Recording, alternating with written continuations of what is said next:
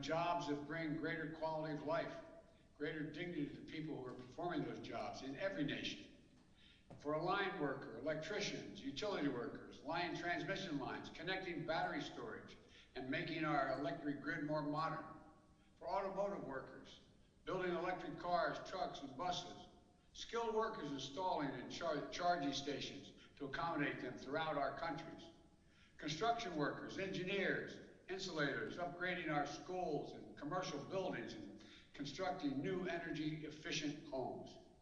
Manufacturing workers building nuclear and carbon capture technologies, solar panels and wind turbines.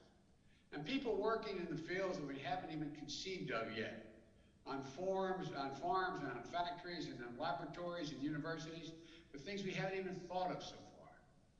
This challenge and these opportunities are going to be met by working people in every nation.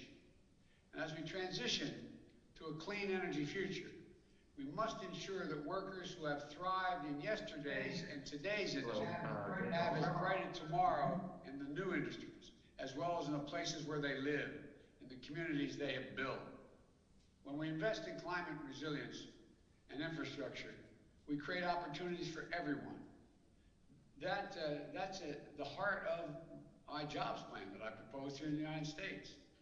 It's how our nation intends to build an economy that gives everybody a fair shot. We heard in the last session, it requires investing in innovation. That's why I've asked the Secretary of Energy, my Energy Secretary, Jennifer Granholm, who you saw earlier, to speed the development of critical technologies to tackle the climate crisis. No single technology is the answer on its own, because every sector requires innovation to meet this moment. This critical effort is going to propel the most impactful breakthroughs at home and around the world and lower the cost of we're paying now for polluting the air so badly. We're going to move to net zero and a transition in all countries. And look, every country will need to invest in new clean energy technologies as we work forward and to deal with net zero emissions. I am also very proud to announce that the United States is again becoming a key leader in mission innovation. We helped launch the program during the Obama-Biden administration, a pact between the world's largest economies to ramp up investments in clean energy research and development. And today, America is once again stepping into the leadership role. We will be joining in a partner with the nations in efforts to decarbonize critical sectors across the board, including industrial sector, where we'll join with Sweden and India in the leadership group for industry transition. The power sector, where we'll work alongside of the United Kingdom to spread progress and speed it up toward a carbon-free power system, both here and around the world. And in agriculture, the agricultural sector, where we'll launch the Agriculture Innovation Mission for Climate with the United Arab Emirates and other partners. I'm very heartened by President Putin's call yesterday for the world to collaborate and advance carbon dioxide removal. And the United States looks forward to working with Russia and other countries in that endeavor. It has great promise. This is a moment for all of us to build better economies for our children, our grandchildren, and all of us to thrive.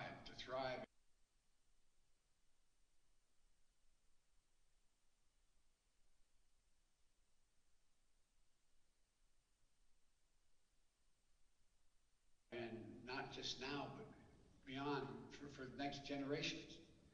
Nations that work together to invest in a cleaner economy will reap rewards for their citizens. The United States is committed. We are committed to making those investments to grow our economy here at home while connecting with markets around the world. For example, we're launching a new global partnership for climate-smart infrastructure. This will create good-paying jobs here in America by supporting development of new clean infrastructure in our partner countries. These are the sort of partnerships that are going to be good for all of us. And I think they'll have additional benefits just us working together. And today, I'm excited to welcome my counterparts in Spain, Nigeria, Vietnam, and Poland to share their thinking on how to realize the economic opportunities of the climate response. And we're going to be joined by labor and business community leaders from around the world to talk about what's happening in their communities around climate-related jobs. And I'm pleased to be joined by Secretary Buttigieg, Ambassador Tai, and National Climate Advisor Gina McCarthy, the chair of my National Climate Task Force. I look forward to our conversation and making more progress throughout the day.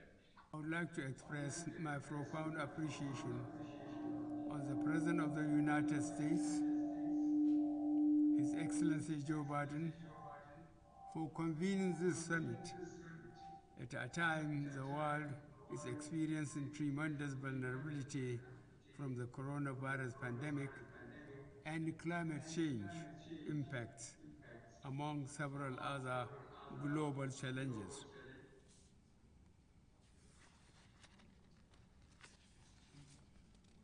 The issue of climate change has taken the front burner globally, as its effects can be seen and felt all around us, ranging from increased atmospheric temperature to irregular rainfall patterns, as well as sea level rise owing to the melting of glacial ice. Nigeria commends the Biden administration for the positive decision of returning the United States to the Paris Agreement. In addition to bringing about abundant green economic opportunities to the United States economy, the move further complements the larger transition process of global economies to low carbon development pathways.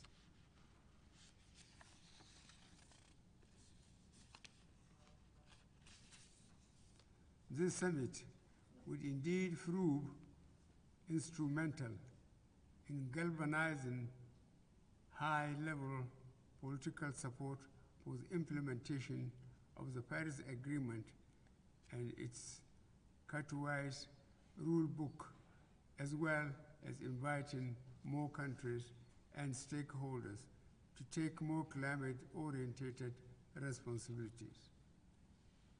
As one of the most vulnerable nations, Nigeria is undertaking major environmentally sound and climate-friendly programs and treading the path of sustainability.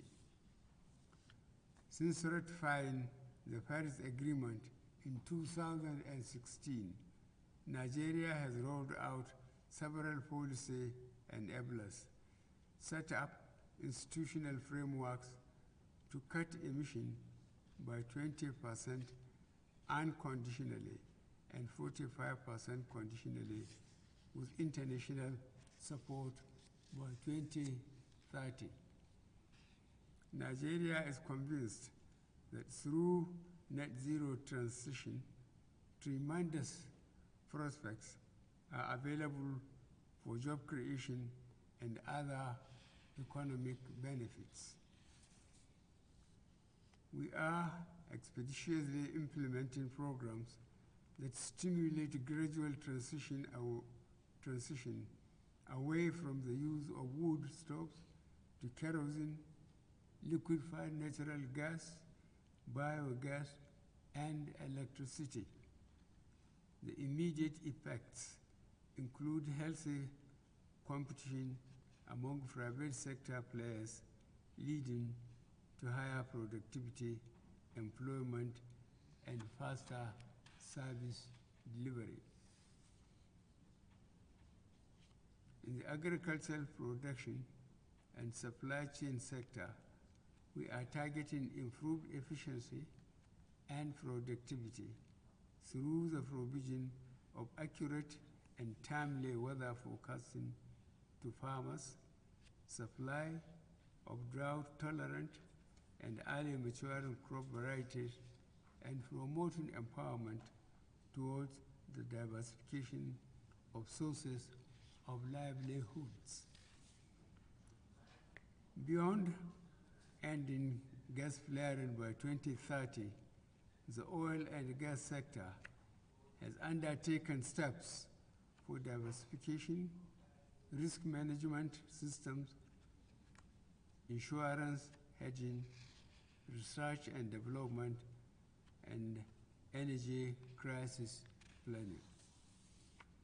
The Nigerian government in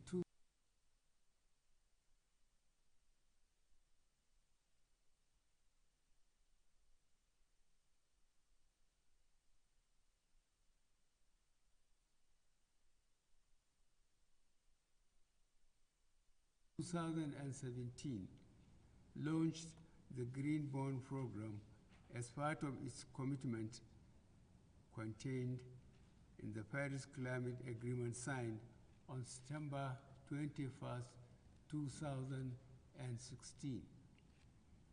The overall outcome of the highlighted actions have translated into food supply sufficiency, improved nutrition, less hunger, increased employment, more jobs opportunities, better livelihoods, reduced poverty, decreased vulnerability to health challenges, and higher quality of life. Excellencies, Nigeria calls on countries to embrace circular economy and sustainable production and consumption models in order to expedite attainment of the long-term goals of Paris Agreement. I wish Your Excellencies to reiterate Nigeria's commitment to galvanize the relevant stakeholders for climate action and our readiness to extend support to regional, continental, and global multilateral processes for the attainment of the lofty objectives of the Paris Agreement. The fight to redress the impact is the responsibility of all.